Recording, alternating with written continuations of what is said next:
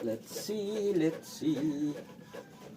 I am excited. Eggplant. O, di ba?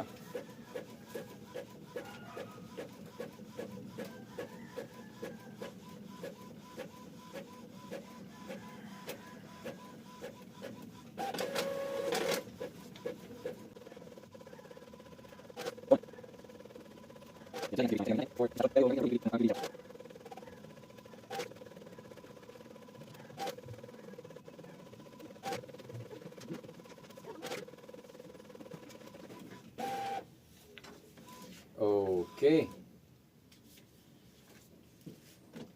Tada!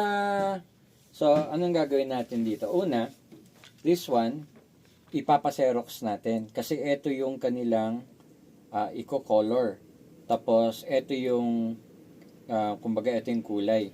Now, this one, ilalagay natin sa clear plastic para hindi siya masira, para hindi siya mabasa.